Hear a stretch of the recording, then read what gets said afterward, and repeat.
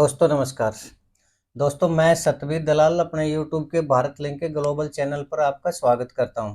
दोस्तों मैंने जो कल वीडियो बनाई थी उसमें ये दिखाया था कि संजय जोशी को जब से ये आरएसएस ने निर्णय लिया है कि संजय जोशी को बीजेपी का राष्ट्रीय अध्यक्ष बनाया जाए, तब से नरेंद्र मोदी जी और अमित शाह जी भयभीत हैं कि संजय, और वो अपना पूरा प्रयास कर रहे हैं कि संजय जोशी बीजेपी के राष्ट्रीय अध्यक्ष ना बने और अपनी वो पूरी ताकत लगाने लग रहे हैं। लेकिन आरएसएस ने उनको दरकिनार करते हुए संजय जोशी को जेपी नड्डा के बाद अगला राष्ट्रीय अध्यक्ष बनाने का निर्णय लिया हुआ है। तो मैंने कल ये बात बताई थी, तो मेरे बहुत से दर्शकों ने मुझको फ़ोन करके और मैसेज डाल के ये पूछा कि ये संजय जोशी कौन है और नरेंद्र मोदी और अमित शाह दोनों इससे इतने भयभीत क्यों हैं।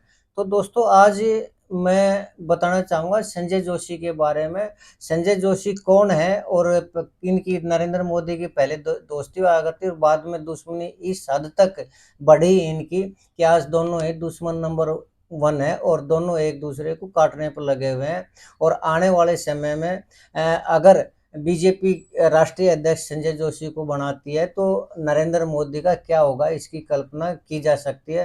तो दोस्तों आप बने रहिए, क्योंकि जो लोग राष्ट्रीय राजनीति में थोड़ी सी भी रुचि रखते हैं उनके लिए ये जानना बहुत ज़रूरी है कि संजय जोशी कौन है और नरेंद्र मोदी की उसकी इतनी ज़्यादा दुश्मनाई क्यों है। तो आज मैं चर्चा करूंगा संजय जोशी के बारे में। तो संजय जोशी नागपुर के रहने वाले हैं दोस्तों, और 1978 में वो मैकेनिकल इंजीनियरिंग के लेक्चरर हुआ करते नागपुर के अंदर ही। और नागपुर में ही नितिन गडकरी जी रहते हैं ना, उनका जो निवास स्थान है वो नागपुर में ही है। और आरएसएस का जो हेड ऑफिस है वो भी नागपुर के अंदर ही है। तो नितिन गडकरी और संजय जोशी की जो दोस्ती थी वो पहले से ही थी।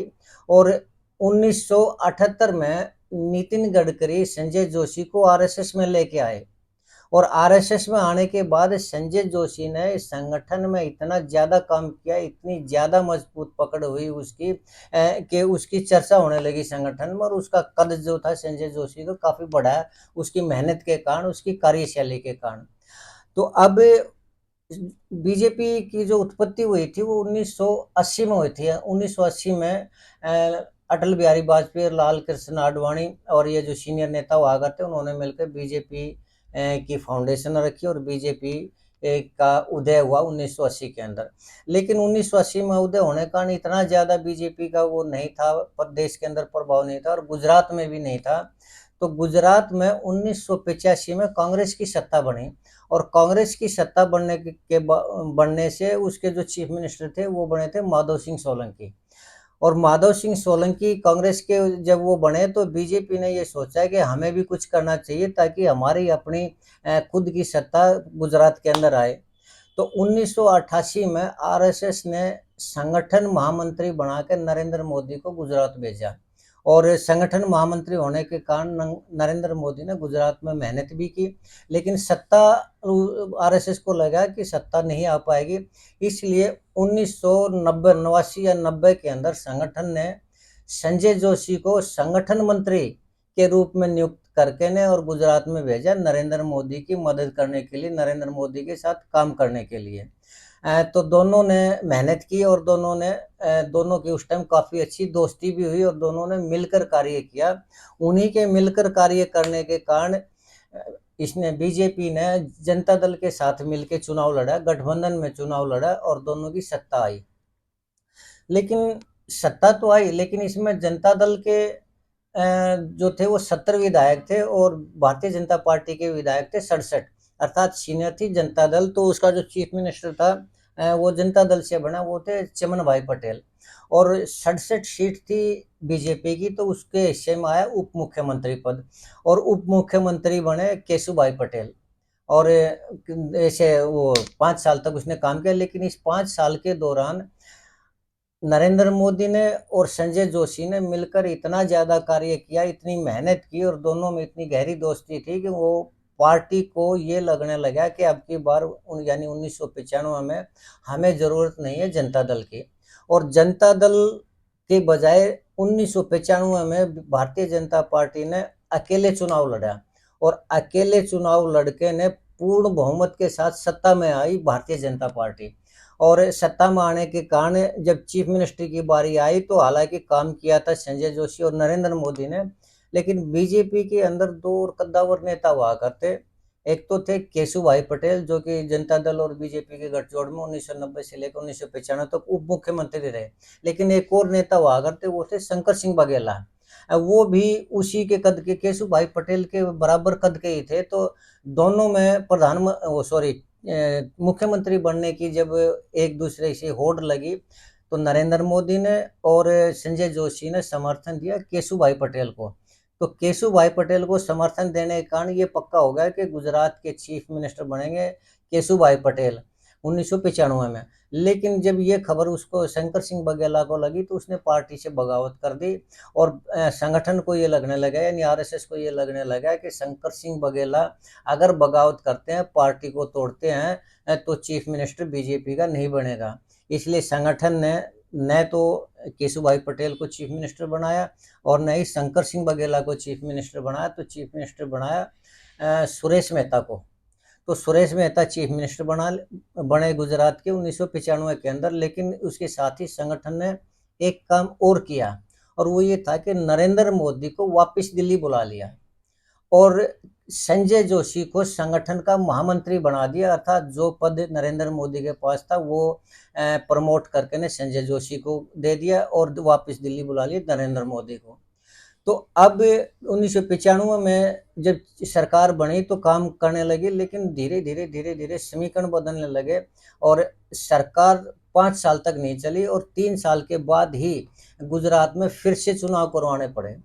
लेकिन जब चुनाव फिर से करवाने लगे तो नरेंद्र मोदी ने गुजरात में काम करने की इच्छा जताई, लेकिन तब तक संजय जोशी का कद है वो बीजेपी के अंदर और संगठन के अंदर इतना ज्यादा बढ़ गया था कि उसने नरेंद्र मोदी को गुजरात में नहीं घुसने दिया।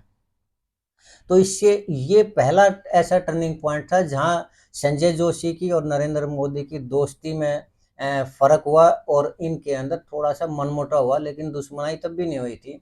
तो संजय जोशी ने नरेंद्र मोदी को आने नहीं दिया। लेकिन गुजरात के अंदर 98 में सरकार तो बीजेपी की बन गई दोबारा, लेकिन फिर से समीकरण बदलने लगे और सरकार 5 साल तक नहीं चली बीजेपी की और 2001 में फिर से चुनाव करवाने पड़े बीजेपी को गुजरात के अंदर, संगठन को यानी आरएसएस को गुजरात में चुनाव करवाने पड़े। लेकिन इस बार एक परिवर्तन हुआ कि 2001 के चुनाव में जब दोबारा फिर से सत्ता में बीजेपी की सरकार आई तो बीजेपी की चीफ मिनिस्टर बनने के लिए संगठन ने यानी आरएसएस ने नरेंद्र मोदी को चीफ मिनिस्टर के रूप में प्रोजेक्ट कर गुजरात में भेज दिया।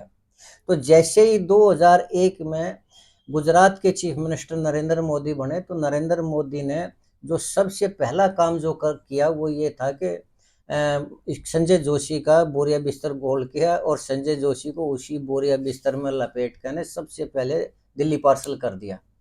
अब ये थी इन दोनों की अदावत की दूसरी वजह, लेकिन इनकी दुश्मनाई तब भी नहीं हुई थी। हाँ, एक दूसरे के प्रति मन इनका खट्टा जरूर हो गया था, अविश्वास जरूर हो गया था और दोस्ती इनकी खत्म हो चुकी थी। लेकिन 2001 में जब मुख्यमंत्री बने नरेंद्र मोदी तो 2002 में दोस्तों गोधरा कांड हो गया गुजरात के अंदर और उस टाइम देश के जो प्रधानमंत्री थे वो थे अटल बिहारी वाजपेयी। तो गोधरा कांड के कारण अटल बिहारी वाजपेयी नरेंद्र मोदी से बहुत ज्यादा नाराज हुए और इतने ज्यादा नाराज हुए कि वो उसको नरेंद्र मोदी को पद से हटाना चाह रहे थे।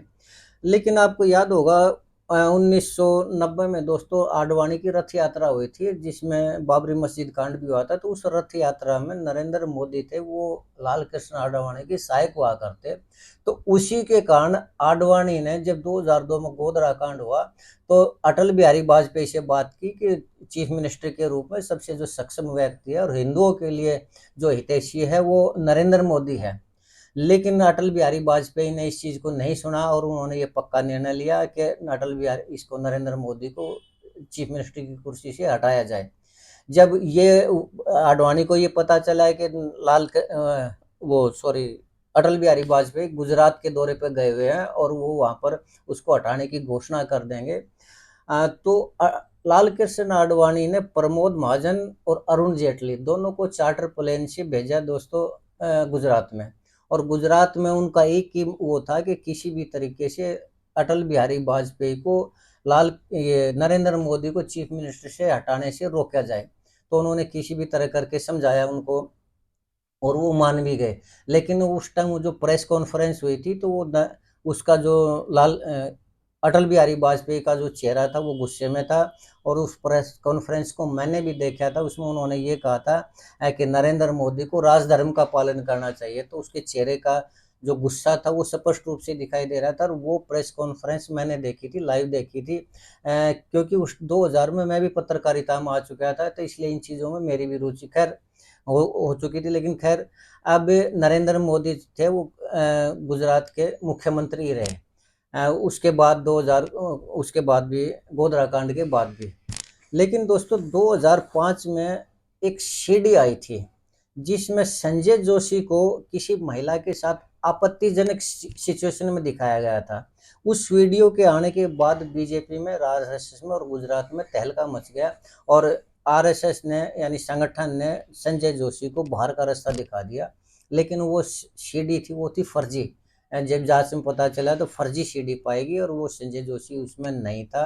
तो इससे दोबारा से संजय जोशी की संगठन में वापसी हुई। लेकिन संजय जोशी के जो समर्थक वो ये मानते कि इस सीडी के पीछे नरेंद्र मोदी का हाथ है और नरेंद्र मोदी संजय जोशी की राजनीतिक वजूद को खत्म करना चाह रहे हैं। तो यहाँ पर दुश्मनाई शुरू हुई थी संजय जोशी की और नरेंद्र मोदी की दोस्तों। और वो धीरे धीरे इतनी ज्यादा बढ़ने लगी आके दोनों को ये कहने लगे लोग कि ये एक दूसरे के दुश्मन नंबर 1 है और दोनों ही एक दूसरे को निपटाने में लगे हुए हैं। तो 2012 में दोस्तों उत्तर प्रदेश में विधानसभा के चुनाव हुए। तो विधानसभा के चुनाव होने से संगठन ने संजय जोशी को प्रभारी बना दिया यूपी का और इलेक्शन की जिम्मेदारी दे दी संजय जोशी के ऊपर। इससे नरेंद्र मोदी नाराज हुए, इस हद तक नाराज हुए कि उन्होंने यूपी के अंदर जाने से ही मना कर दिया कि संजय जोशी अगर वहाँ का प्रभारी रहेगा तो मैं कन्वेंसिंग के लिए यानी प्रचार के लिए, बीजेपी के प्रचार के लिए यूपी में नहीं जाऊंगा। लेकिन खैर 2013 में दोस्तों गुजरात में चुनाव हुए विधानसभा के और तब तक नरेंद्र मोदी के मन में था ना वो प्रधानमंत्री बनने का सपना पलने लग गया था। वो चाहते थे कि इस देश का प्रधानमंत्री बना जाए। लेकिन अगर देश का प्रधानमंत्री नरेंद्र मोदी ने बनना था तो नरेंद्र मोदी के सामने एक ही रास्ता था कि वो गुजरात विधानसभा के चुनाव में जीत कर दिखाए और अच्छे मार्जिन से जीत कर दिखाए। तो इसके लिए नरेंद्र मोदी को लगा कि अगर वो गुजरात विधानसभा का चुनाव नहीं जीतेंगे तो प्रधानमंत्री नहीं बन सकते। इसलिए उन्होंने अपनी पूरी ताकत लगा दी और गुजरात विधानसभा का जो चुनाव था उसमें बीजेपी सत्ता में आई और पूर्ण बहुमत के साथ सत्ता में आई। तो इससे उसका कद बढ़ा, नरेंद्र मोदी का राष्ट्रीय लेवल पर कद बढ़ा। और जब 2014 में इसके लोकसभा के चुनाव हुए तो उससे पहले एक घटना और हो चुकी थी। लाल कृष्ण आडवाणी ने पाकिस्तान में जाके जिन्ना की मजार पे ये कह दिया था कि जिन्ना थे जो वो सेकुलर थे। इससे पूरे देश में कोहराम मच गया और पूरे संगठन ने ये समझा कि ये पार्टी की जो विचारधारा है लाल कृष्ण आडवाणी उस पर नहीं चल रहे। इसलिए उसने प्रोजेक्ट कर दिया और मौके का फायदा इस नरेंद्र मोदी ने भी उठाया और संगठन ने, आरएसएस ने भी उसको प्रधानमंत्री के रूप में प्रोजेक्ट करने की का प्रयास शुरू कर दिया।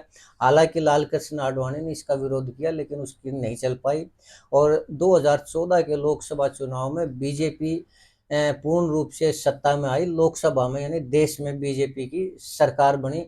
इसमें प्रधानमंत्री ये क्लियर हो चुका था तब तक कि प्रधानमंत्री पद के अगर कोई उम्मीदवार होंगे तो वो नरेंद्र मोदी होंगे। हालांकि सुषमा स्वराज और लाल कृष्ण आडवाणी के विरोध के चलते शुरू में प्रोजेक्ट के रूप में नहीं किया, लेकिन पार्लियामेंट्री कमेटी के चेयरमैन के रूप में वह नरेंद्र मोदी की जरूर नियुक्ति की। और इस नियुक्ति का भी ये तात्पर्य था कि आने अगर सत्ता में बीजेपी आती है तो प्रधानमंत्री जो होंगे वो नरेंद्र मोदी ही बनेंगे। और देश के अंदर जो लोगों के अंदर जो मांग थी, डिमांड थी, वो भी नरेंद्र मोदी की थी। तो जब सत्ता में बीजेपी आई तो प्रधानमंत्री बने नरेंद्र मोदी।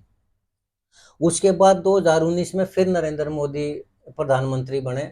और अब लेकिन उसके बाद जब परिस्थितियां घटने लगी, अब 2024 के चुनाव में हम आते हैं। 2024 के चुनाव में हालांकि फेंकने के मामले में तो आप सबको पता है कि नरेंद्र मोदी पूरे देश में सबसे महारत हासिल कर रखे, इतनी लंबी लंबी फेंकते हैं कि उन्होंने अब की बार एनडीए 400 पार और जो बीजेपी है 376 पार और ये करके ने नारा दिया। लेकिन देश के अंदर मोदी का जो जादू था वो खत्म हो चुका था, और न तो मोदी की गारंटी काम आई, न हिंदू हम हृदय सम्राट की छवि काम आई। क्यों काम नहीं आई? क्योंकि विचारधारा दिखने में तो नरेंद्र मोदी की जो विचारधारा थी वो हिंदू के पक्ष में थी, हिंदू धर्म की थी, सनातन विचारधारा थी, लेकिन वास्तविकता ये नहीं थी।